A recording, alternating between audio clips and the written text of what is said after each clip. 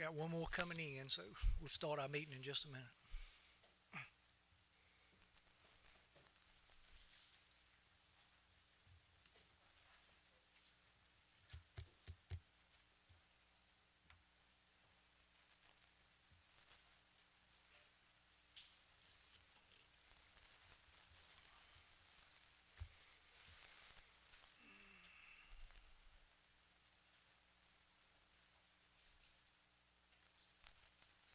Okay, at this time, I'd like to call our meeting to order. Thank everyone for coming, and I'd like to start with offering an invocation. Dear Heavenly Father, we come here again this afternoon to go about the business of our city. We thank you, Lord, for the many blessings that you have given us each and every day. And I was driving up here this afternoon. I thought about the many people over the last few days, maybe those in two helicopters that collided, and several deaths occurred from that. I thought about those that lost their lives in the hurricanes and the tornadoes that have swept through. And then I thought about the people that just got up on a everyday morning, going about their business, and for some reason or another they ended up in the wrong place at the wrong time and lost their lives. So it made me think, and I know so many of us think, that how blessed we are to have had another day of life. We look forward to the evening, the night of rest. Tomorrow will be another day. We ask these things in your name. Amen. Amen. Okay, we need to adopt the agenda. Hope you've had an opportunity to review it. I've been advised that we do need, in the motion to approve it, if no one has a conflict, that we need to add a closed session under the other business to discuss a personnel matter as allowed by the North Carolina General Statute 143-318-11A6. So with that being said, I call for a motion to approve the agenda. Mayor, I'd like to make a motion to approve the agenda with the added amendment of the closed session to discuss the personnel matter as allowed by North Carolina General Statute 143-318-11A6. Mr. Davis, That's satisfactory. that's okay? Yes. Okay. Second. Is there, have a motion by Councilman Stainback and a second by Mayor Pro Tem Farabee. Is there any more discussion on the approval of the agenda? If there is none, all in favor signify by saying aye. Aye. All opposed, no. The agenda will be approved. No one on unscheduled public comment. Okay, our fourth item is the approval of the March 21st regular meeting minutes. We only have one session tonight, so I'd call for a motion to approve those. If you have had the opportunity to review them, approve them as they are presented. Mayor, I'd like to make a motion to approve the March 21st, 2023 regular city council meeting minutes as drafted. Okay, we have a motion by Councilwoman Bryant. Do we hear a second to her motion? Second. Second by Mr. Farabee. Any more discussion on that matter? If there is none, all in favor signify by saying aye. Aye. And all opposed, no. The minutes would be approved. Move on to committee appointments, and for that I'd call on Ms. Story, our clerk.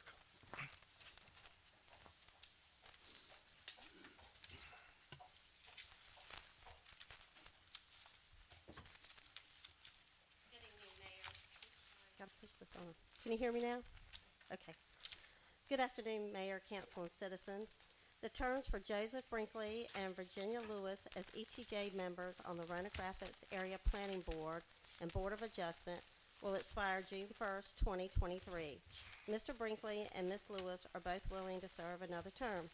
The Halifax County Board of Commissioners make the final appointment, therefore a ballot vote is not required for their reappointments. Ellen Heaton resigned from the Planning Board, which leaves a vacancy. Mr. Gregory Page submitted a volunteer application for your review and consideration. Mr. Page would serve the remainder of a term which expires June 1st, 2024. I respectfully request City Council make a motion to reappoint Joseph Brinkley and Virginia Lewis as ETJ members and to appoint Gregory Page to the Roanoke Rapids Area Planning Board and Board of Adjustment. Okay, does anybody have any question of the clerk before we call for a vote? Any more discussion? We need a motion to approve these three individuals. Has a motion been made yet, Mayor? We need a motion. I would like to make a motion to reappoint Joseph Brinkley and Virginia Lewis as ETJ members and to appoint Gregory Page to the Roanoke Rapids Area Planning Board, Board of Adjustments. Okay.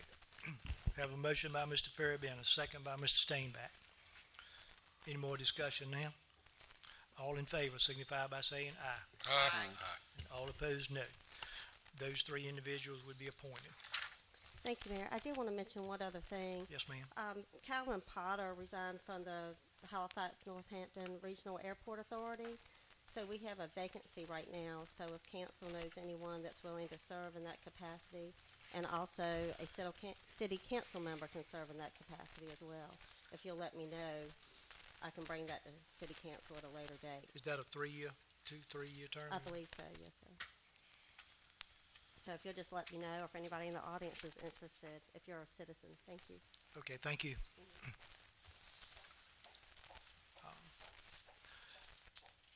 The next item is item 6, which is the continuation of the public hearing that we had began at our last meeting. Planning Director, Mr. Wise, is unable to be in attendance tonight, so I'd call on the city manager to get us started. Good evening, Mayor and Council, and Mr. Mayor, at this time it would be appropriate to reopen the public hearing before I begin my presentation. Okay, at this time, I declare the public hearing be reopened. Yes, sir. Thank you. Picking up from the council meeting a couple weeks ago where the rezoning request was presented to the city council, the parcel number is 0906098. And it's about 1.7 acres of property located along East 10th Street and also between, it's located in between East 10th Street and Long Circle. And the request is to rezone the property from B3, which is a commercial district, to a B4 commercial district. The applicant is MK Properties and property owner. And the property is undeveloped. It's wooded right now. No specific uses have been requested for the property right now, but in a legislative zoning decision, the use does not have to be specifically requested, but you have to consider all potential uses that are allowed in the zoning district when making a rezoning decision for property. It's important to consider the impacts of any decision on any potential uses, the neighbors, general public, traffic, utilities, the neighborhood character, and schools. What you are to omit from any consideration would be anything having to do with ethnicity, religion, income, or whether or not it would be a rental or ownership status of the property. I'm just trying to lay the ground rules there right now as we keep moving along here. The property itself is primarily on that side of East 10th Street, has B3 zoning, and that B3 zoning starts at the intersection at Georgia Avenue along the east side of East 10th Street and extend down to Becker Drive, and then where Long Circle and Becker Drive meet, and the next being Professional Drive, the B3 zoning continues on along there. On the opposite side of 10th Street, there is B4 zoning, and where the mall property is B4 as well. So both sides of the highway, or of Highway 125, which is East 10th Street, there are commercially zoned, which is appropriate in this case. It's appropriate for the highway for it to be that way. The requested change is to a more intense use. The B3 district currently, while it is a commercial designation, it does allow a mixture of residential uses, with the exception of single-family homes, but it does allow multifamily homes and family care homes, and then also uses that are retail in nature or non-assembly, so services, doctor's offices, hair salons, any service provided. So that's what the B3 district currently allows in general, banks, and so forth. The requested B4 district is the widest range of commercial activities that are permissible. It allows the most intense commercial uses, both indoors and outdoors, and with less setbacks required. Since there's no proposed really development along with this, traffic considerations are hard to measure at this time. Any driveway permitting on the 10th Street would be through Department of Transportation, and any driveway permitting on Long Circle would be through the City of Roanoke Rapids Public Works Department. Utilities are available. The site is in a developed area of the city, and so utilities are reasonably available for connection due to that status. It does support some policies of the, not just the rezoning, but the use of the property for infill development is supported by the comprehensive development plan. And then also,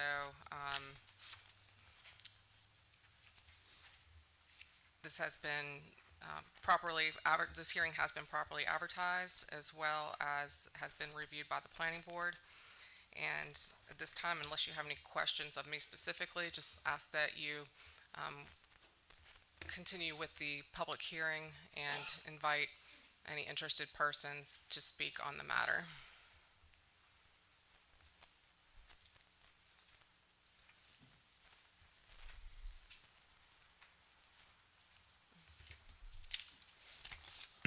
Question to the city manager at this time. Be appropriate now to ask individuals to come forward that would like to speak. Yes, sir. Okay, we have about 6 individuals that had signed up tonight. I think some of them might have spoke at the last hearing, but you're welcome to speak again. Mr. Beaver, you're first one on the list. Good afternoon.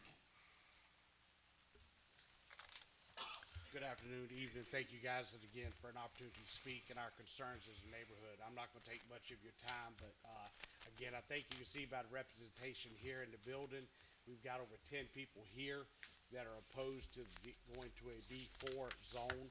I've got some other folks I've talked to. Renee could not make it in. She's been sick. She was in the parking lot, asked me to make sure that everybody here knew that she was opposed to it as well.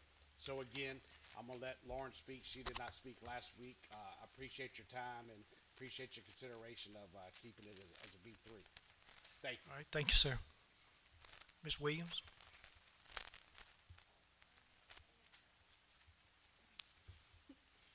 My name is Lauren Williams. I'm the owner of 203 Long Circle. And I just wanted to say thank you guys so much for extending the opportunity for us to allow to get a lot more neighbors in here to voice their concerns as well. Thank you very, very much for the opportunity. I just wanted to say I'm a self-employed hairstylist, and I remember starting out in 2012, I knew I wanted to purchase a home of my own. So I worked 2 jobs. All of those hours that were put in, I was going to consider every single detail of purchasing a home. After all, that is one of the greatest investments one could have. I can honestly say if it were a gas station or a convenience store, which is classified under zoning B4, located about 50 to 100 feet from my driveway, I wouldn't have invested in my property. I knew that I was surrounded by B3 zones, such as doctor's offices that do close by 5 p.m. on the weekdays. A B4 zoning to me just doesn't complement a residential neighborhood. We all work so hard to own a house. I'm sure everybody probably remembers the sweet victory of purchasing their first home. Home is where family begins. It's where your kids take their first steps, ride a bike, maybe they learn their first sport. Our home is just special and it's sacred to us. It is our safe place after a long day. It's where you go and you relax. If the rezoning were to change to a B4, that would open ample doors to a higher volume business. Being right off of 10th Street is quite noisy, so having the wooded area in front of our homes does help provide a buffer from the traffic.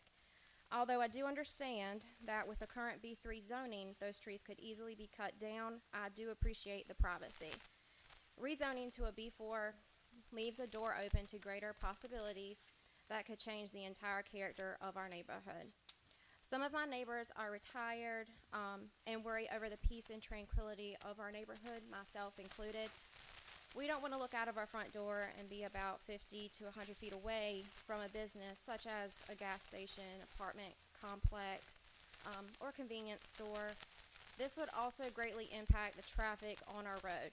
Small children play outside, and a lot of people in the surrounding area love walking our block with their pets and their kids. More traffic means more people and more noise, which also leads to greater safety concerns. I know that the city looks for ways to better the community, so I truly do understand the request to rezone by the property owners. I just can't see why anyone would want to reside that close to a high-volume business or even have that potential, which is why I feel that my property value would decrease. Having a certain level of privacy is something that every homeowner values. I just don't want to risk that being taken away. I feel strongly the property should remain the same at a B3. And thank y'all again for your time. Thank you. All right. Thank you, ma'am. Ms. Williams?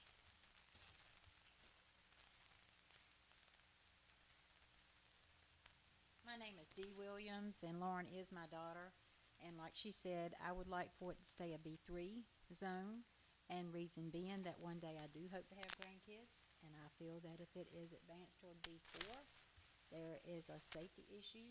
And as we all know, this day and time, people are really mean, and I just don't want my grandchild snatched up. I want my grandchild to have a safe environment as possible. And right now, I feel that's what we have where Lauren lives. And I just hope that you all will consider letting it remain a B3. Thank you. All right. Thank you, Ms. Williams. Mr. Bryant?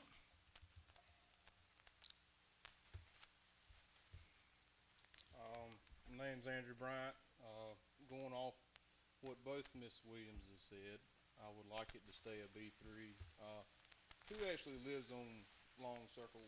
You can raise your hand. All right. Some of those folks can't speak. They don't like speaking in front of people. I don't really like doing it either. But just going off of that, there's been a lot said, and I know whoever owns the land, just like me, I want to make the greatest investment in my land, my property. But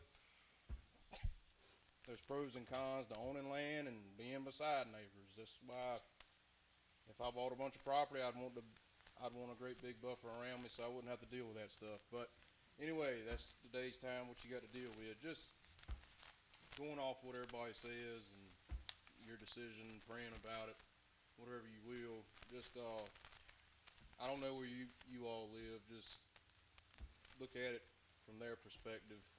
What would you like to look at your front door? Thank you. All right. Thank you, sir. Is it Jarrett? Chris?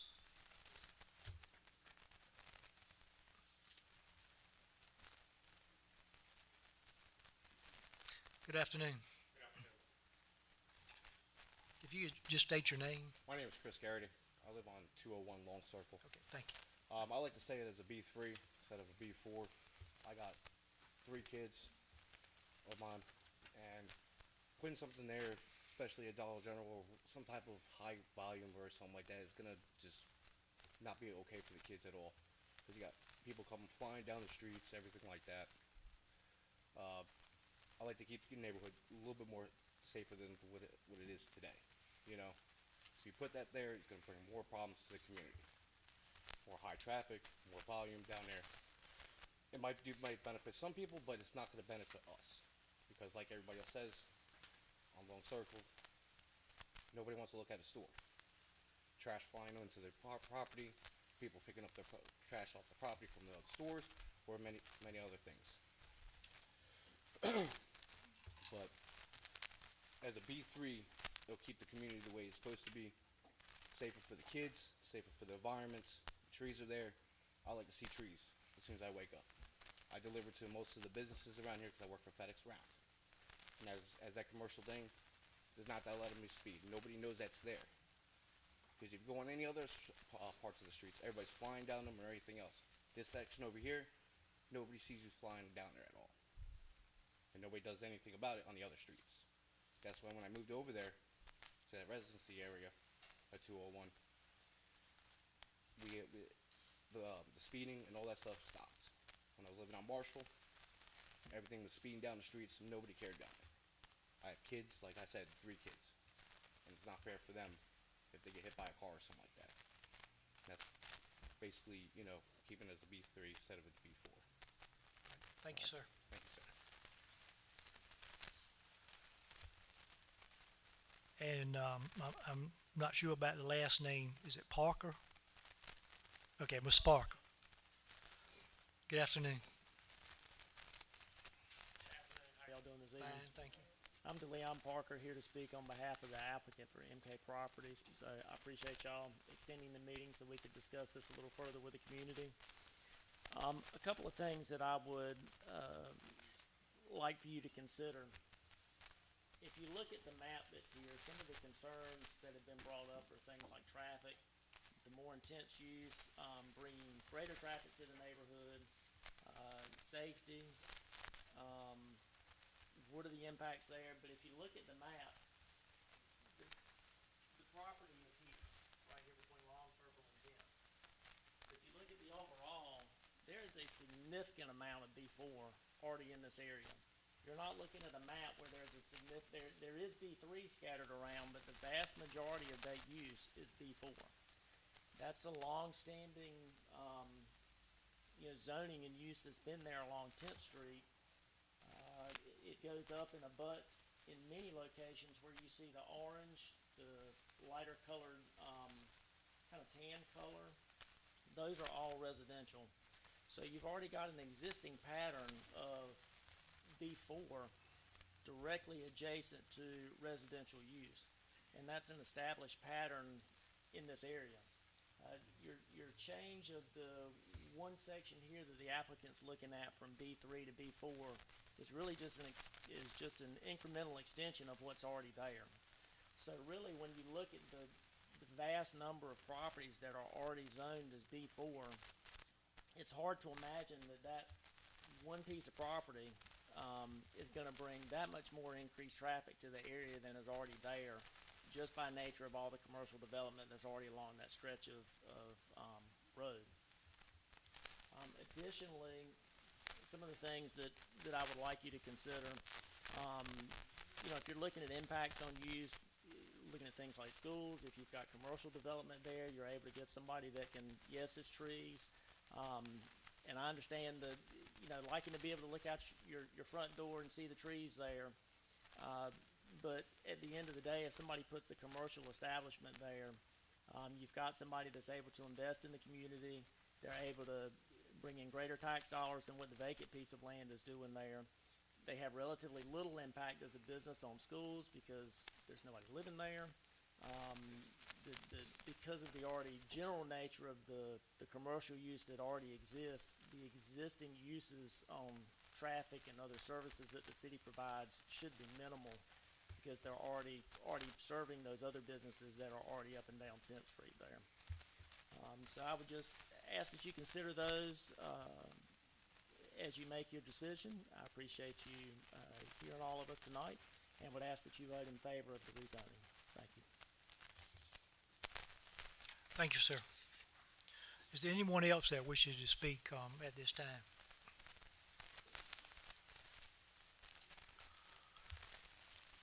Any of the council have questions of city manager or otherwise? I don't see anybody here from the planning department, so I'll ask you the questions. What, would there have to be a buffer zone in between where that is compared to where the neighbors are? Any proposed development, it depends on the proposed use, but the greatest buffer that we would have required by our code would be like an 8-foot tall privacy fence or vegetation that would be evergreen in nature for 12 months of the year. that would reach that mature height or that height of maturity. It depends on the proposed use any proposed development would have to undergo review by the Development Review Committee. So even if it's developed as a B3 in its current state, there could be some, but it would have to be along the side of the property being developed. Another question. If the B4 was turned down and left to B3, is there any restriction that somebody couldn't come back with a conditional use permit and as long as the planning department and had a favorable thing with it, what would be the outcome on that? The state laws they've changed a couple years ago, actually making it a little bit more flexible in some of these situations. We do now offer what is supported by the statutes, a conditional zoning district. No one has applied for it yet. It is still very new.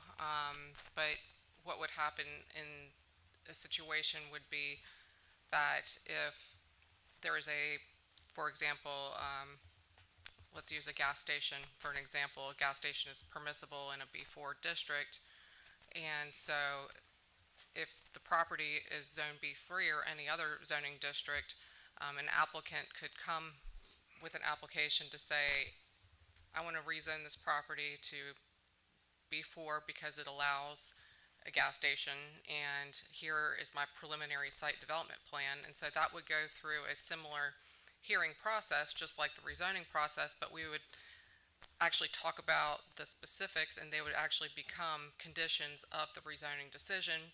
And I know that goes against everything that we've talked about throughout at least my career in rezoning decisions, but it is something that has been done to try to facilitate development. It would allow for the citizens or the affected property owners to have input into the process as well, and people would know exactly what it is that is being developed or that is planned to be developed as a result of the rezoning decision if it's a conditional district. But under the traditional or legislative rezoning process, all permissible uses within that district are permissible either by right or with a special use permit, and so we cannot pick and choose which uses. So if the property were to be rezoned before, you cannot say, well, we're not gonna do, we'll rezone it to B4, but you can't have a restaurant or a gas station, something like that. You have to, all of the uses in the table of uses apply to the property for compliance with it. So there is an alternative method for that, or a traditional rezoning. Usually rezonings can't be re-requested unless there's additional information that can be provided. But so a short version of my long answer here is that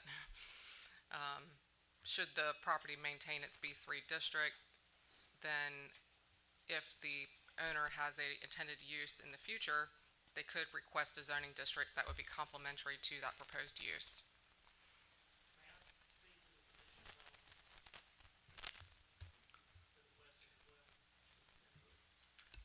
You can recognize him.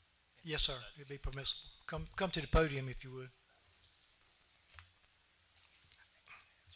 In relation to the conditional use, one of the things that I've seen, and I think you mentioned that in your explanation of the difference in the conditional use, is you talk about you've got the specific plan for what a business is looking to do. And while that, my understanding of how that works, while it sounds good, the problem that you have from a business and an investment standpoint is that you're requiring a business that's looking to, say, purchase a property. To do the conditional use, they basically have to engineer everything up front because they've got am I wrong on that? I'm sorry. I mean, my understanding is that, they're gonna wind up spending a fair amount of money, because if you vary from what is approved, then you've gotta go back to the reapplication process. So you're looking at spending a fair amount of money up front to get to the point of seeing, can you be approved, which really kind of defeats what the applicant's trying to do, which is open up those options so that somebody knows what they're able to get when they buy the property.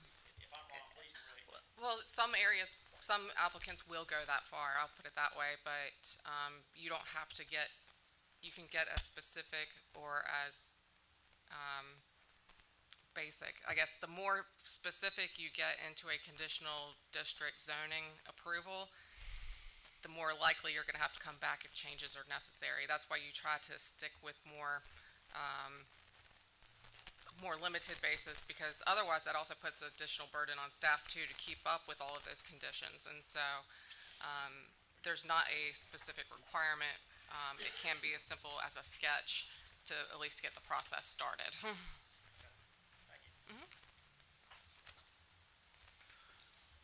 I do have a question, Mayor, if I may. Yes, Was sir. there a recommend from the planning board? Yes, the planning board reviewed the proposal at its meeting in March and recommended in favor, recommended approval of the request as submitted. And just as a note, the planning board recommendation has no bearing on city council's decision. There's been, Understand that. My next question is we've done quite a few of these, and my question is, how is this different than the ones we've done in the past? Or is it any difference in those that we've done in the past? one of the main differences here on this one is compared to a little bit further down the street at Becker Drive and Hunting Ridge Road. That site that's now developed as Rooney Ridge Apartments, that site was originally B4, and it was downgraded to B3 because B3 allows multifamily development, and it just basically allows some residential uses but no single family development.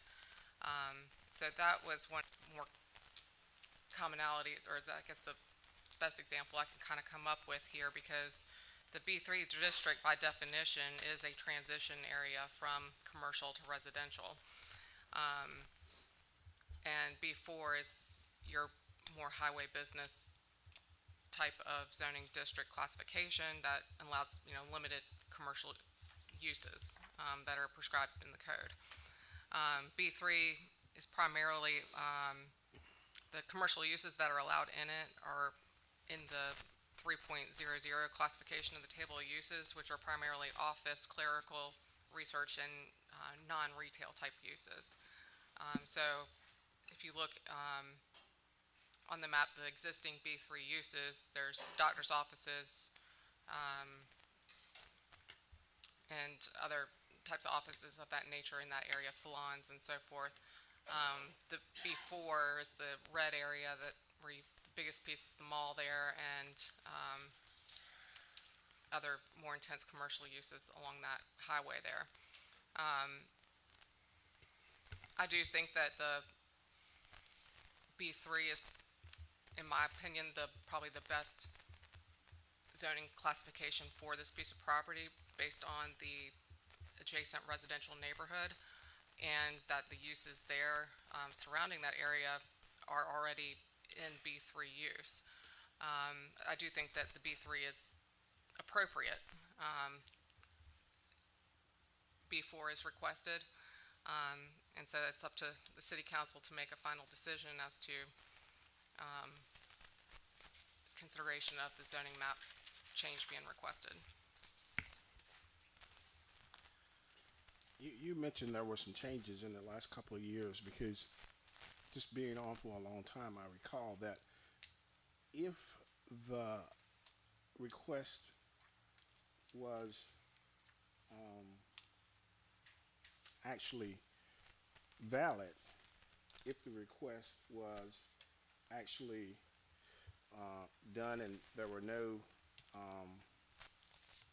other things against that we didn't have a choice. So you're saying now, in other words, by right, if the request was done and there was nothing that was hindering that to be changed, then we were, and I won't say legally obligated, but somewhat obligated to do that change. So you're saying there are changes that we may have now that are different than that? I believe you may be considering the special use permit process or the conditional use permit process then a couple years ago, the state legislature changed the special use and conditional use, and now they use all special use terms. So in the past, like, there have been considerations under a special use permit that have affected a conditional or a zoning district, like out at Cross Creek. That had to do with the way in which the development was originally approved. And that had to, and under a special use process, that's more about the use that is being authorized rather than the actual district itself. And under the special use process is quasi-judicial, so all evidence and testimony have to be expert witnesses and so forth. In a legislative decision, such as this, as a rezoning, you can consider all input. It doesn't have to be, there's unrestricted input as far as public comment on the matter, as long as it's relevant to the city of Roanoke Rapids. And you don't have to have any factual or expert witness testimony when you talk about things like property values and traffic and things like that. So does that help answer your question at all? No, that's okay. So the short version, sometimes when things come before council, it's been under the old special use permit statute. There's a different standard of evidence that has to be applied. It's a different kind of hearing, and there are different findings that have to be made under that process. It's a lot more formal. And in a lot of special use contexts, under the old scenario, it's as you said, if, so to speak, all the boxes are checked, the council doesn't really get much discretion. This is not one of those situations. This is not a quasi-judicial hearing. This is an administrative hearing. And so what that is that's more legislative in nature. So the council is sitting in its capacity as, so to speak, a legislature rather than its capacity as, for instance, a judge in a special use permit. And so, as Kelly said, it's a relaxed standard of evidence, and the different kind of findings that you have to make in those cases, that you have to make in the other scenario that this is not, aren't present here. So.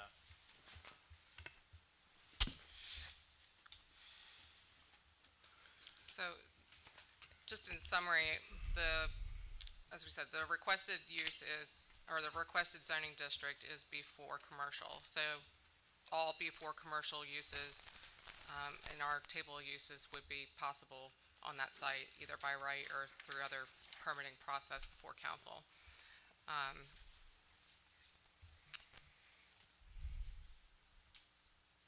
So that concludes.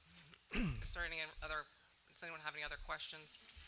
I just had a statement that I wanted to make in the B4 classification, the information that we have.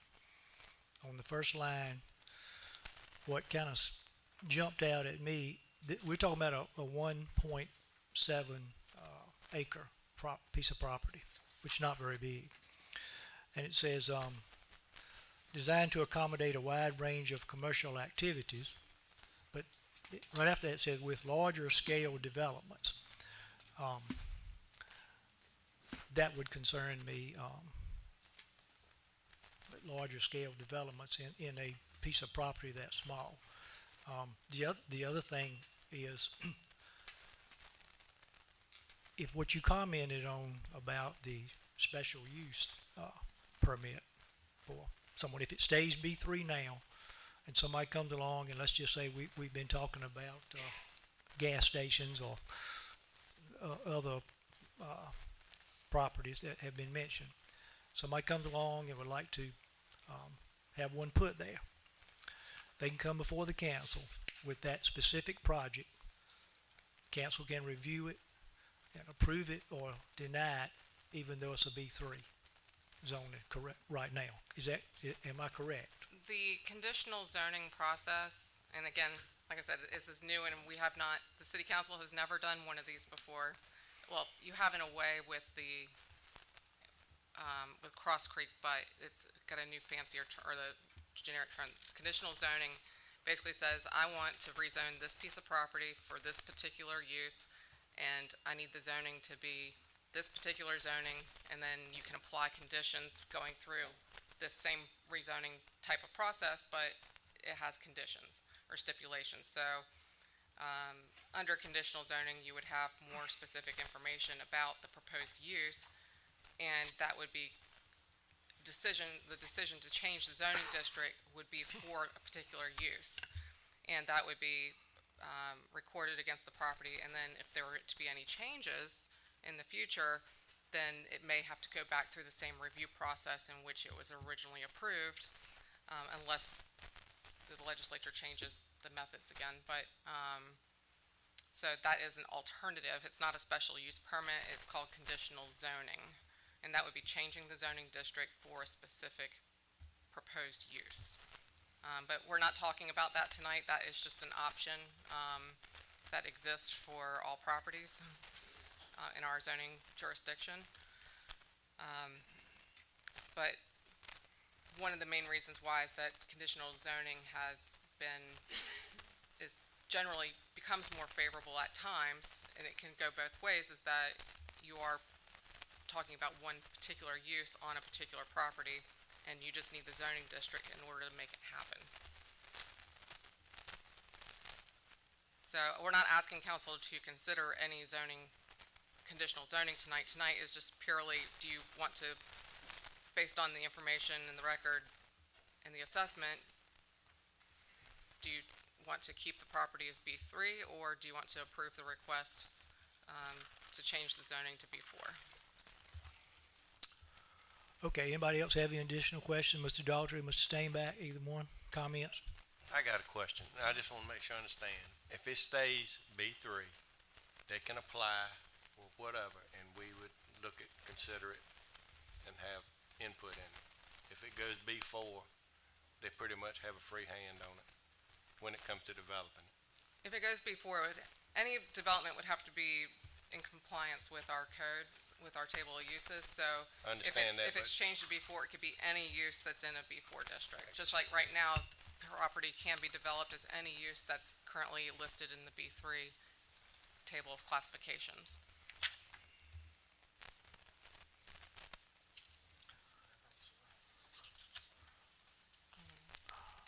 Okay, and for my clarification and the council, in the event that the request is denied, are we not bound to provide some type of reasoning, so to speak, other than a vote to deny this request? Is that the kind of hearing we're in now?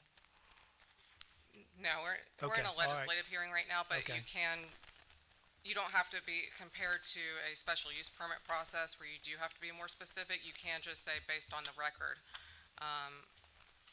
and you can say you want to keep it as originally zoned in a rezoning legislative decision. Okay. Anybody else have any additional questions? I'm sorry, I can't remember. Have I closed the public hearing yet? I don't think so. Does it be proper at this time to close the hearing? Okay, I move that the public hearing be closed at this time. Okay. So the next progressive step, council, to discuss the request, and then if you're ready to move forward with, there's two actions that are required in a rezoning request, and that is to consider the statement of consistency, and that is to determine whether or not the request is consistent with the comprehensive development plan policies that apply. In general, the comprehensive plan does support the statements of consistency, or the statement of consistency in general does support it. The statement of consistency has no bearing whatsoever on the actual outcome or the final decision of a rezoning. So there are cases, and just for your information, that where if a statement of consistency is approved or denied, it doesn't have any bearing on the final outcome of the matter. So, and then that statement of consistency is enclosed in your packets. And then also following the statement of consistency, a requested motion and a vote concerning the requested zoning map change for the subject property. Again, Mayor, if I may, this is a little different than what I'm used to seeing. So, as related to the statement of consistency, what basis would we have saying it's not consistent with what is being requested or any other request? And I know that's not have no bearing on a yes or a no later on, but I'm getting to the first part. It's kind of the high level, like, idealistics of the city council's planning documents. There are statements within the statement of consistency that are reflective from policy documents about supporting infill development, encouraging effective buffering, utilizing thoroughfares and highways, and so that is what the statement of consistency, it's how the policies apply to the request. Statements of consistency are required with all legislative decisions when you're changing the zoning ordinance, either the written code or doing a map amendment, which is requested here tonight. Statements of consistency have been included in all rezoning decisions in my career here thus far. So this is sometimes it's either done all in one motion, but the statement of consistency is just affirming that the rezoning request Was valid. yes. And that can be approved, but the request can be denied. Yes, sir. Okay. Okay, if we don't have any more questions at this time, it's time for the council to move forward. If someone is inclined to make a motion on the request to approve and adopt the statement of consistency, we'll hear so at this time.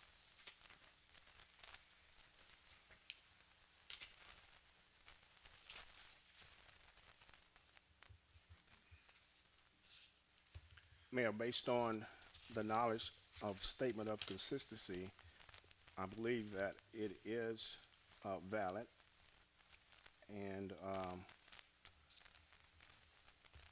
I would like to approve the statement of consistency to amend the zoning map to a commercial district for Halifax County parcel 0906-098, described in the staff's report dated March 21st, 2023. And that is the statement of consistency.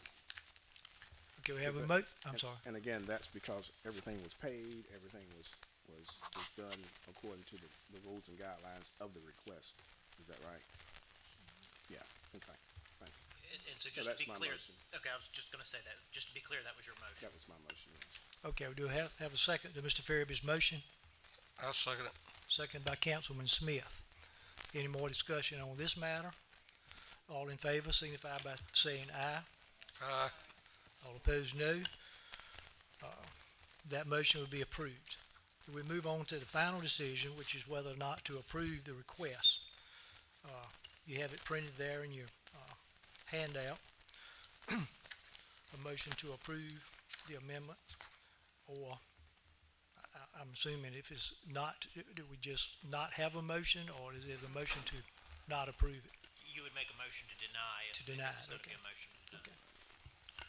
All right, you have that there before you. Mr. Mayor, I would make a motion to deny the rezoning request. Okay, we have a motion stated by Councilman Steinbach, which is to deny the request. Do I hear a second to Mr. Steinbach's motion? Second by Councilwoman Bryant. Any more discussion on the matter? If there is none, all in favor signify by saying aye. Aye. All opposed say no. The motion would be denied. And the The rezoning the request would be rezoning denied. would be denied and the motion was approved. All right, thank you, council. Thank you all for everyone's input. And with that being said, we'll move on to our next item.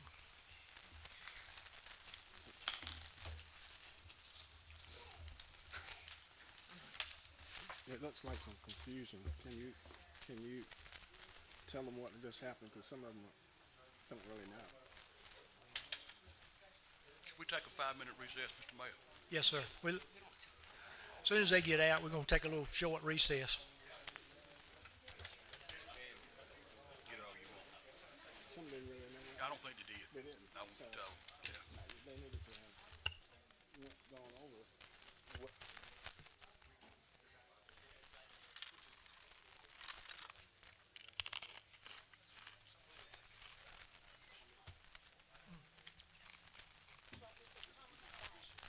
Yeah, 4 minutes and 50 seconds. If it comes back, Mayor,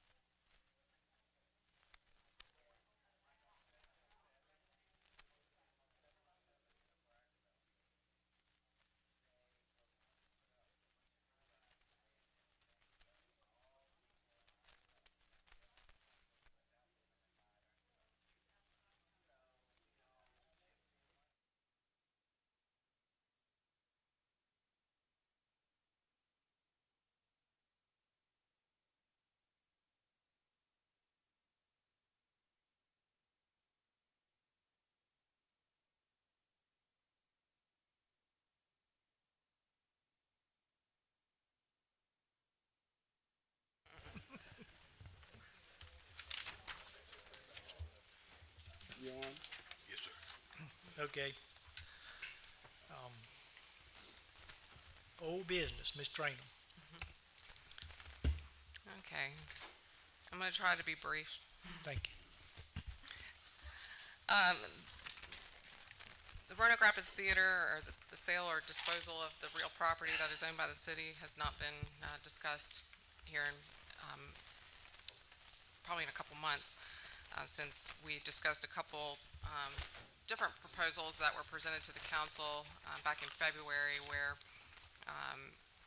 there was one that had to do with seller financing conditions, and another was a proposal for essentially like a management contract of the theater. As we have been looking at those two proposals, we have received a couple other offers or proposals that involve some level of seller financing as well. The seller financing, I can understand the reasons why it has been requested, and in our due diligence efforts, Finance Department and I, or Finance Director and I, we reached out to the city's bond attorney that has to do with the actual creation of the bond agreement that is the instrument that is used to finance the theater development, the entertainment district, as well as the theater property itself. So when really, let me back up just a little bit. In 2007, the special revenue bonds through those series were used to finance the development. And then in 2016, when the city was going through a process to dispose of the theater property, there was a one-year term of seller financing with the expectation of a balloon payment. And at the time, the city did not have the deed of trust released from Bank of America. So in 2017, in the earlier part, those bonds were, the 2007 bonds were refinanced into two separate debt instruments. There's the Series 2017A, which is the big one, as has been commonly called. That one has tax exempt interest on it, and then there was the smaller note, the 2017B, that did have taxable interest on it. The 2017B note was paid off on March the 23rd or 27th last year, made available through a state-directed grant, and so that one was retired early. The remaining bond is the 2017A that is tax exempt, and so in our due diligence, reading through the bond order that was used to help make the refinancing possible, we've reached out to our financial consultants that the city has used, Davenport, and then also Womble Bond Dickinson. And one of the things that immediately became available to us or stated to us in these conversations was that there are certain terms and agreements that were made in 2017 concerning the refinancing and the structure, the federal tax structure of the bonds, and specifically the tax exempt structure for the 2017A note that we still have a debt on. And just speaking of that debt, in 2017, over $11 million were financed, and now after our payment that is due on May the 1st, our quarterly payment, our principal balance on that will be just over $7.5 million, with our current payment schedule on that, with the last payment being made on May the 1st of 2032. So we've got about 9 years left of making that payment. So in review of the tax exempt bond and the stipulations that occur with that, there's a thing called private tests or private uses that are used to determine whether or not the bond maintains its tax status. And our bond counsel, the attorneys there from Womble Bond Dickinson, have created the memorandum. You have received it by email before, but I included it as an attachment as well.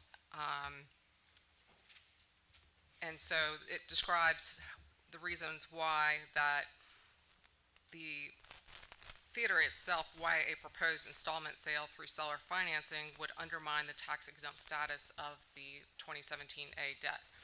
So if the city council were to agree to a seller financing obligation to sell the theater, it would trigger a change in the tax exempt status. It would become a taxable bond, and the interest rate would go from the current 2.54 and be multiplied by 1.54, and the interest rate would increase up to about 3.9%. Not only would that be going forward, but also going backwards as well, back to the origination date of May of 17. So the city will end up having to back pay the difference between the new cost and the higher interest rate. Long story short, it would be initially probably about $500,000, and then plus also any fees by Bank of America to have to go back and amend its federal tax returns from 2017 up until the most recent completed tax years, to amend those to make that change, and the city would likely have to bear those costs as well.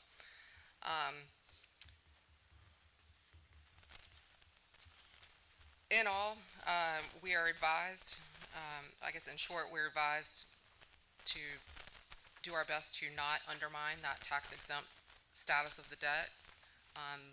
That activity of seller financing in the ways that it has been looked at more than likely would do undermine that. And I feel like at this point in our efforts to make a sale of the theater or a reuse of it, I city administration does not recommend in favor of that, of taking any actions right now that would compromise the tax status of the 2017A debt, because it would incur higher cost back to the city and increase our annual payment by about $100,000, or about $101,000 annually. Other methods of property disposal, we have used the sealed bid process 4 times, and we have gotten some response, but the city council has not formally accepted any bids or proposals at this time under that sealed bid process.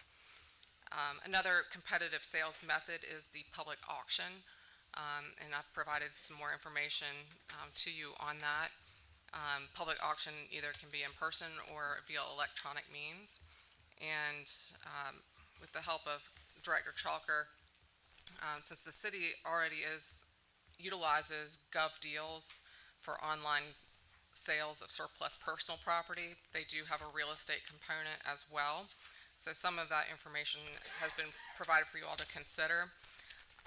But at this point, staff recommends the consideration moving forward with the competitive sales process utilizing an electronic auction, and GovDeals is one of probably a few out there, but we would recommend that council consider moving forward with that.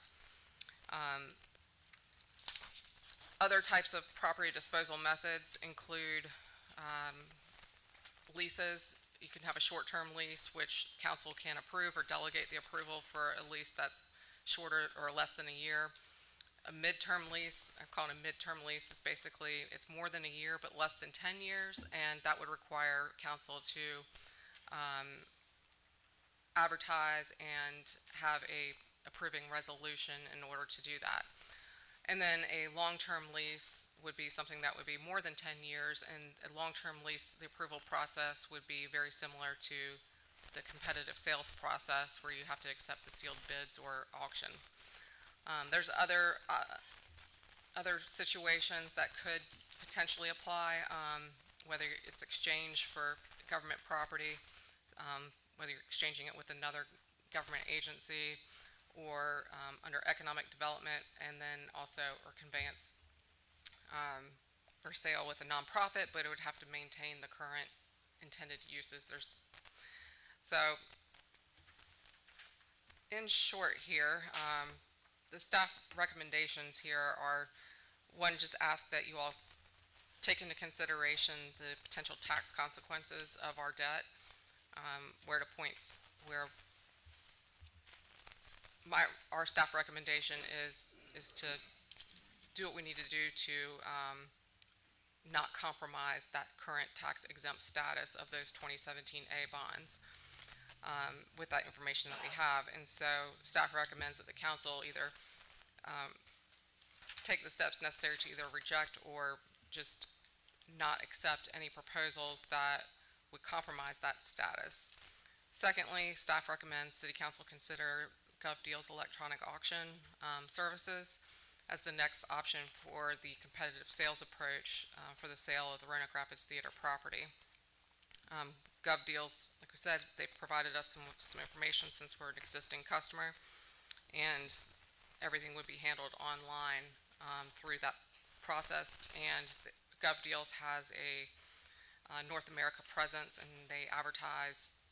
For a property of this size, they would create a multiple listing service advertisement and include the property on other national websites like Realtor.com, Trulio.com, and they have a much greater network to advertise that in the United States and Canada.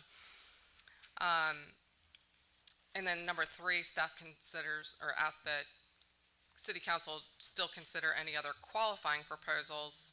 And when I say qualifying, I mean those that are consistent with the step-by-step procedures for disposal of property. So if someone wants to lease the property, maybe focus on, okay, what's the term of the lease, and gather those information to determine which process would apply.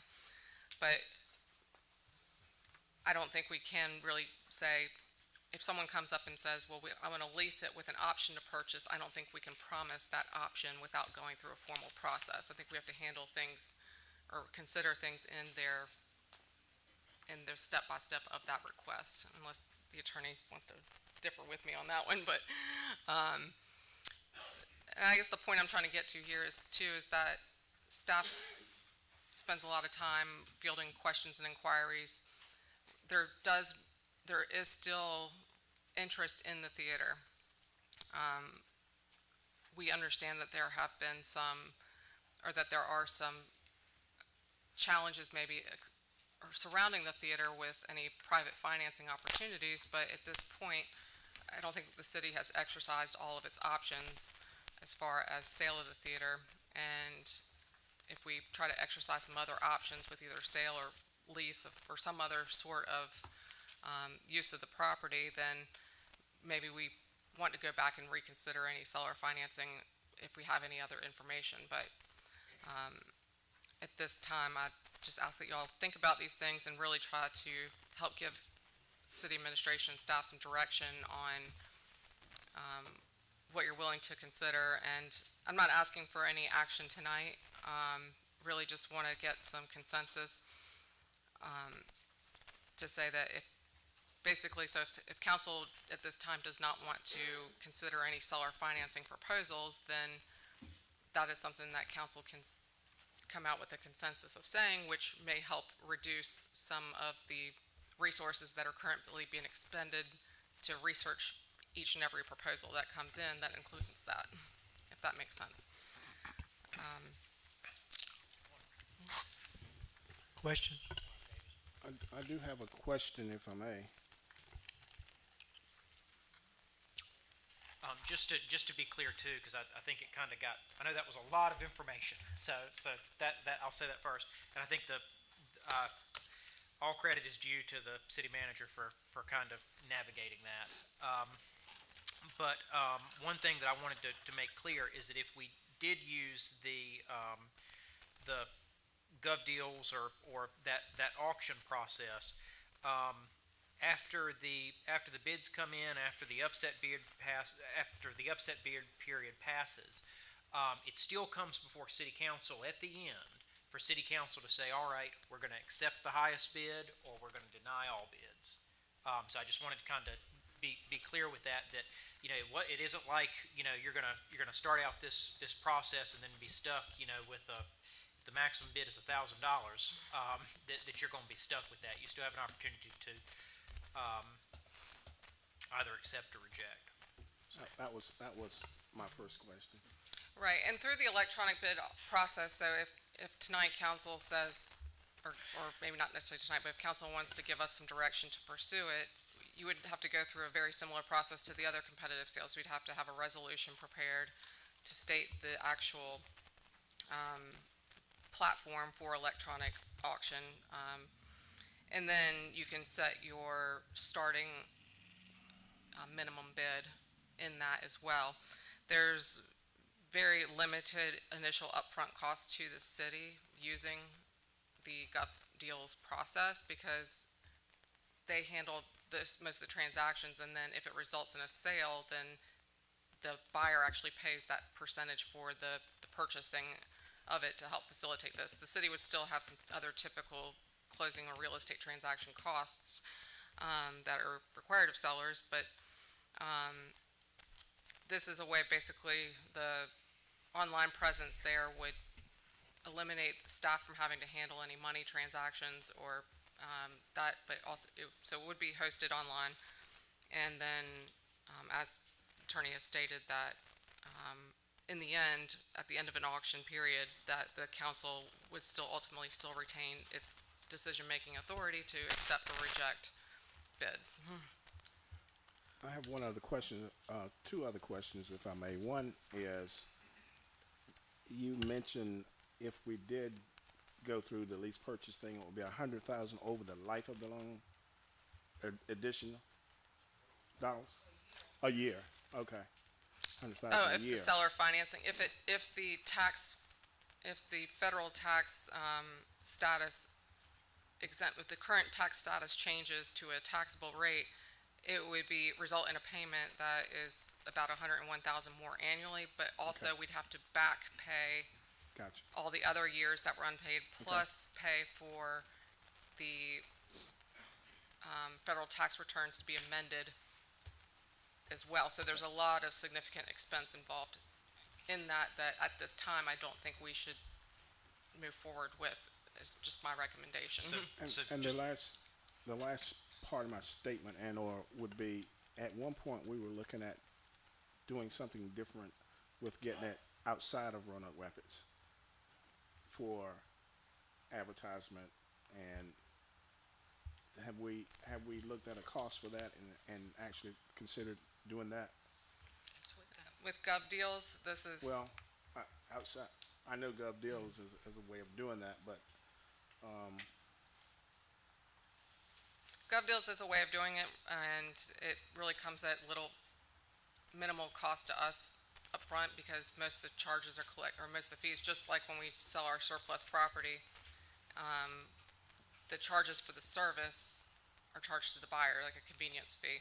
So Gov Deals does, compared to some of their other competitors, they have the widest, or they have a lot more exposure. we can put a floor on that, is that Yes, right? sir. Yes, sir. We can specialize it and create a document that would have all of that information up front. And that would be part of your resolution.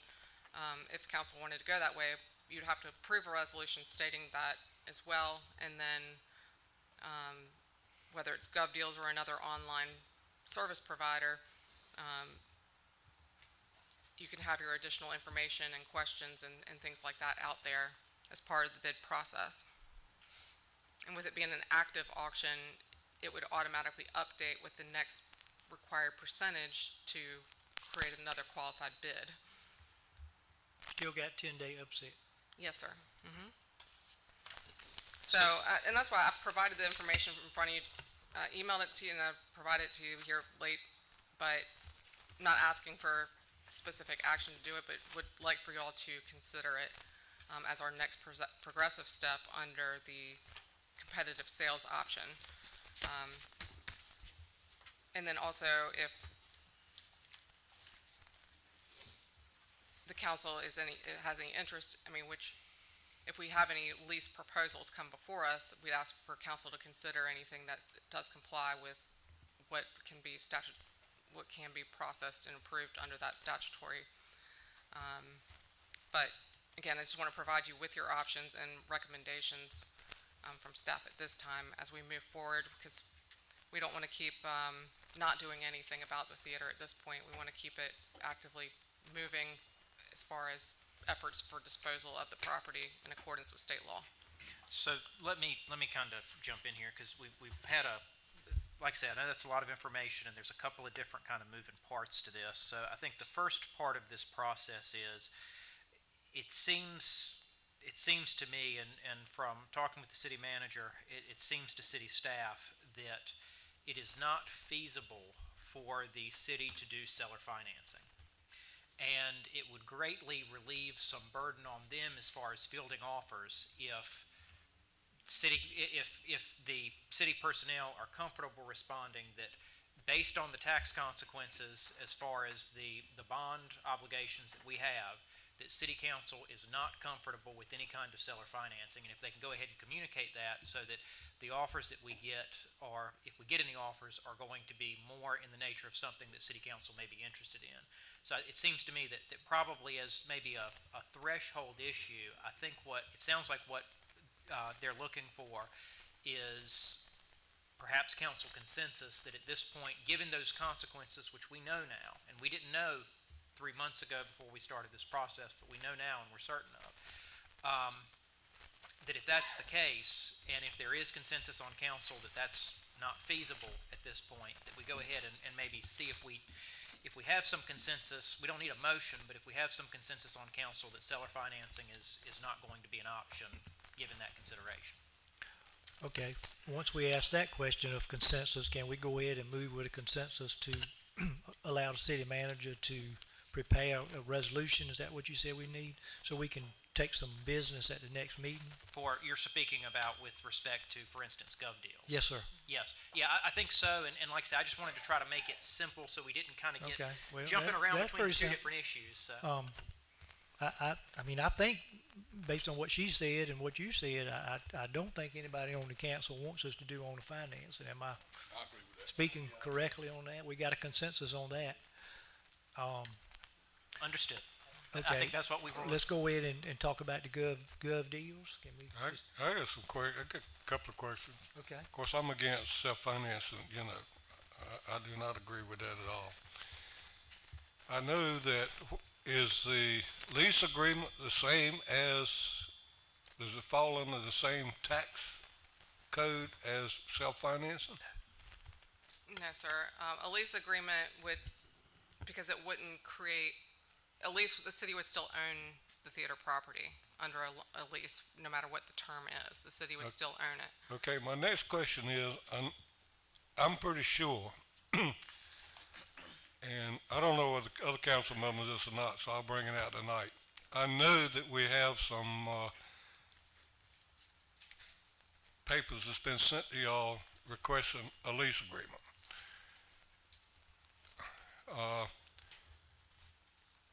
We're not informed on what, this lease agreement is. So we don't know how to make a decision on anything. If it's enough money involved in it, then the council might be willing to get into a lease agreement.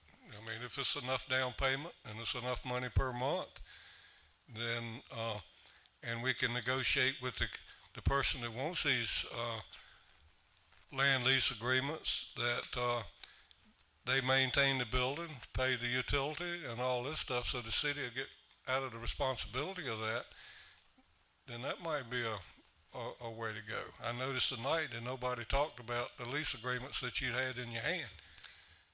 Right. Tonight, we didn't want to speak about any specific proposals because we have some that have been out there that have gone unresponded to, but the subject one that you're speaking of involves some additional terms that we can't just approve in one, but you're answering kind of my other question I had about is, let's see what the council's favor is on any lease agreements, and so. Well, see, it wasn't brought up though. I mean, it was either brought up, don't do the financing, or either let's put it out back for auction. But if we can come out okay on the lease agreement, if we can get $500,000 down, $100,000 a month or something like this, it might be, beneficial to us like that. I don't know. We need to see the agreement that came in, or somebody needs to tell us about an agreement. Well, I can find out what the agreement is, but I just hate to, because I've directed everything to y'all instead of me getting in the middle of it. Well, let me kind of interject here, and so, I think probably originally when the theater came back into the city's hands, I know in the discussions as we kind of moved through the end of 2022,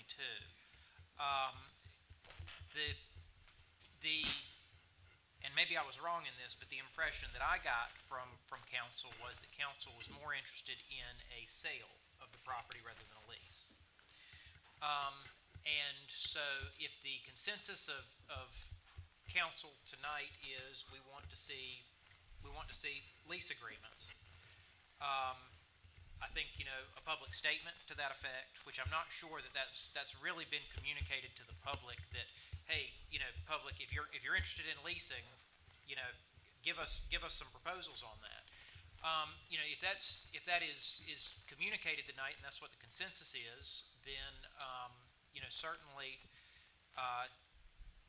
it seems to me that city management would be able to organize those, and, I think, any kind of, proposal that's going to come before city council would want the opportunity for the persons proposing that proposal, and that may be some awkward language, but for the individuals that have proposed that lease to come before council and discuss what their plans are. And so, giving them some kind of notice of that, and if that's the communication that comes from council tonight, that, well, let's hold off on gov deals right now, let's see what kind of lease agreements we get. then that's, that's an option too. I don't think So- that's what I heard from Wayne, at the point. I thought I heard him say something on the order of, if that deal is good or can look at some, then we may look at that in lieu of gov deal. But to us, for him or us to say, okay, let's hold this one and do that one without the information, then that wouldn't be, I don't think, in our best interest. But what I heard him say was, hey, look, if we can get enough money from the lease side, so can we do both at the same time? I think the short answer is yes. Hang on and let me talk logistics with the city manager one moment. And I don't mean to speak for you, but Absolutely.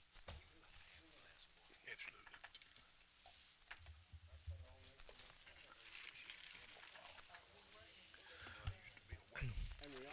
All right, let's keep some order. If prices come back and gonna bill at $1 million, I'll be more interested in leasing.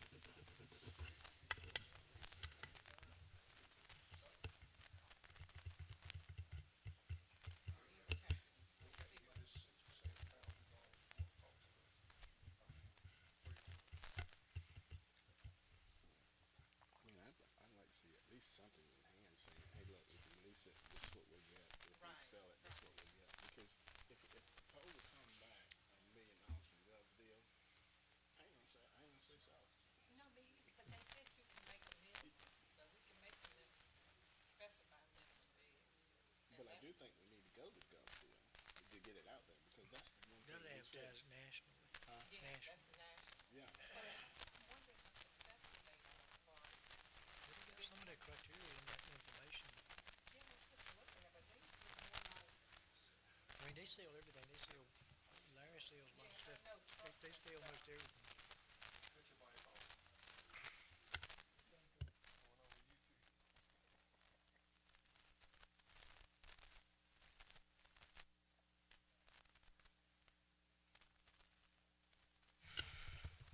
Okay.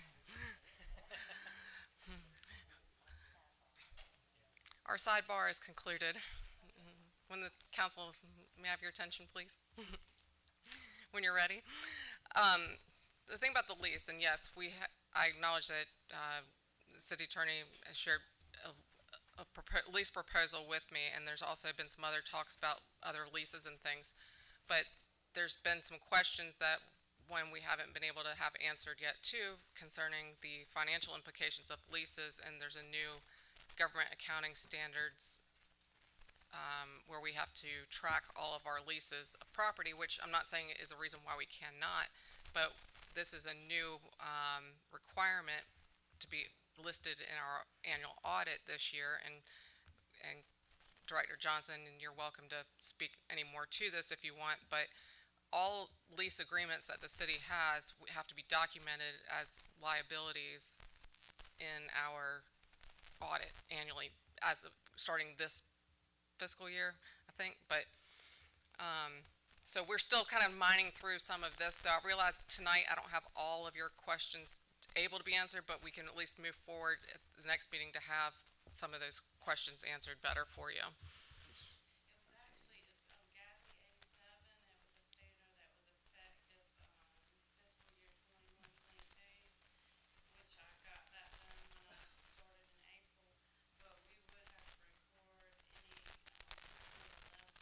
lessor or property. We would have to record that as a liability and record the inflow and outflow, which would reserve or would Encumber. encumber some of our fund balance at the end of the year. So that would be a financial implication of leasing it. I can do a little bit more research and get you more specific examples of that, when we come back to discuss it. I'd like to see All that. right, the question there is, if somebody, I'll just take a number off my head, $100,000 a year. We take the $100,000, we pay it to Bank of America, there's only 2 transactions. Right, but that would be lease income to us, which we would have to record that on our balance sheet. I understand that. There's a certain government standard that they passed. I can get a little bit more documentation for you. Yeah, we'll research, we, obviously we have some more information to provide on that, but right now, we're trying to you know, we have some seller financing or offers specifically that have been raised, and so, but yes, and then also, as long as the building is leased, the city maintains ownership of it, and then we remain responsible for everything with it, regardless of utilities being paid and so forth, but it still remains city property. I'm not saying that we can't do a lease. I suggest that council consider all leases, but the city staff has to do our due diligence when we present a decision that needs to be made to the council, so that you all make an informed decision without any consequences that may not be foreseen at the time. So, the lease proposals that may have been either discussed or drafted, we are working to get some of those questions answered right now. And we have to look at it as a lease itself. We cannot include buying conditions as a stipulation of a lease proposal. So we can't say, well, I want to lease it for 2 years with the option to purchase it, because purchase falls under a different procedure. We have to follow the statute procedures for either leases or for purchase or sale of the theater. We have to make sure that if they are commingled, that all of the processes appropriate are followed. Well, you could lease it with the option to buy it a certain length without getting into telling them how much money they got to put up, couldn't you? I'm not, I'm not 100% for leasing, but I just want to be informed of what options that we do have. And I don't feel like what we went through a while ago, I was completely informed on. It seemed like I was just given two options: either finance it or either put it on Gov. When I knew there was another option on the table, and that's the reason I brought it up. And I'm not 100% for, leasing, and I may swing all the way. Let's go to, the Gov, and let's sell it that way. I mean, but I would like to be informed. To go back to Mayor Pro Tem Furby's question, we can do both, and so, even if we had a scenario where at the next council meeting, council approved a resolution to post it on Gov Deals, we got a lease agreement that we liked in the interim,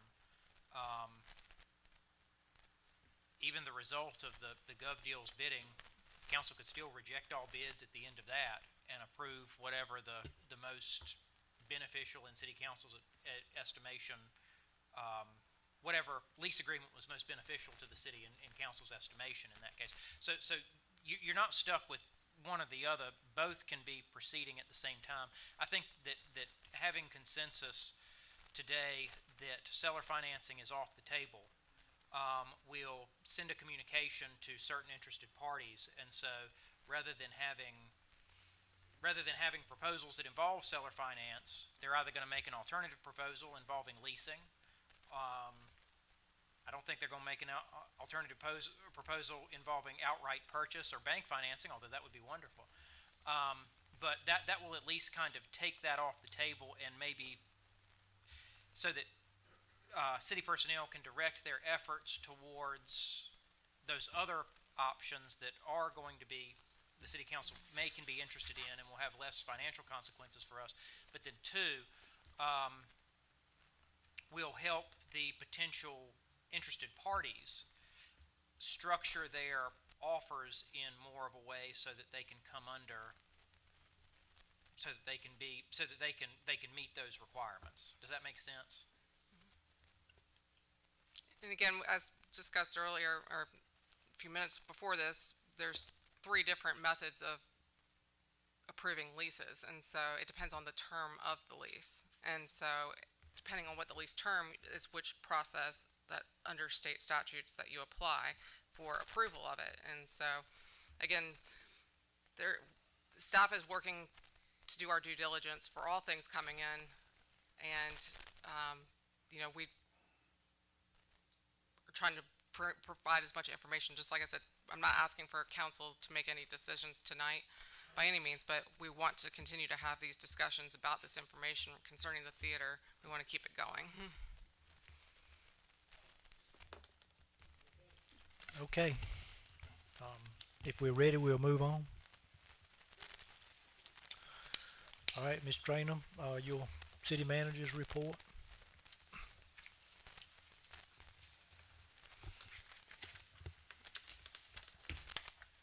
The,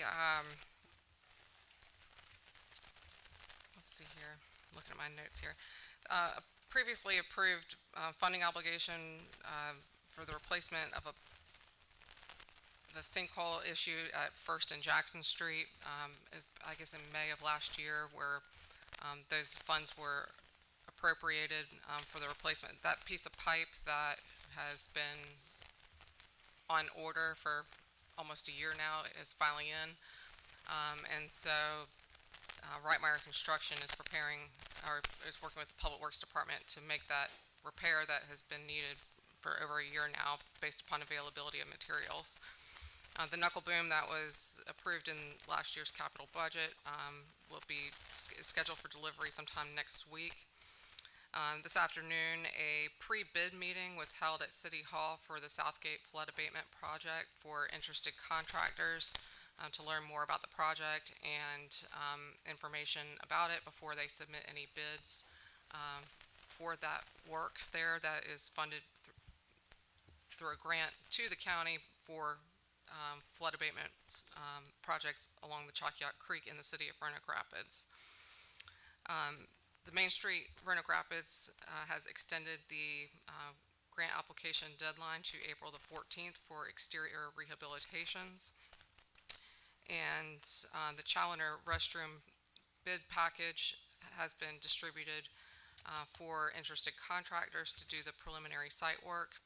And once we get those minimum bids or those bids in, we'll move forward with that to ensure that the site work is completed prior to the building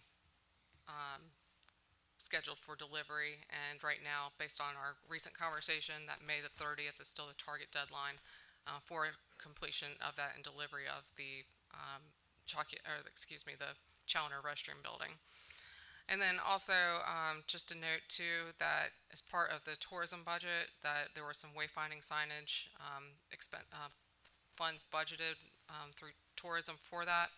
And Parks and Rec Director John Simeon has been helpful in helping to get that moving forward with the $20,000 that was funded. They're looking at signs in the area of exit 171 to help direct traffic or help direct people to locations within the city, and especially in the area where we have a new road and people wondering which direction to go. So to continue in that branding effort as well.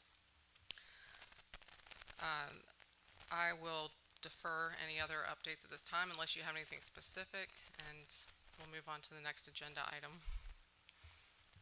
All right, you got a question? I just wanted, Ms. Anderson, Planning Department, you need to thank her. I've got some comments, and I know the mayor has too, on the great work that she's doing. And so let her know that the council's aware of it, and we appreciate what she does. Thank you. I will relay the comments. Okay, we'll move on.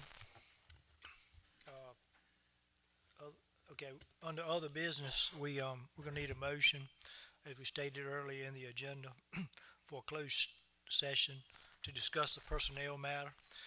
When you state the motion, please state the statute also. Mr. Mayor, I'll make a motion that we go into closed session to discuss the personnel matters allowed by North Carolina General Statute 143, 318.11A6. All in favor, signify by saying aye. Aye. Oh, I'm sorry, we need a second to the motion. Second. I think it was Mr. Smith, I'm not sure. Okay, Mr. Smith, second. Any more discussion? All in favor, signify by saying aye. Opposed, no. We'll take a real brief recess, like really brief. Don't nobody get up.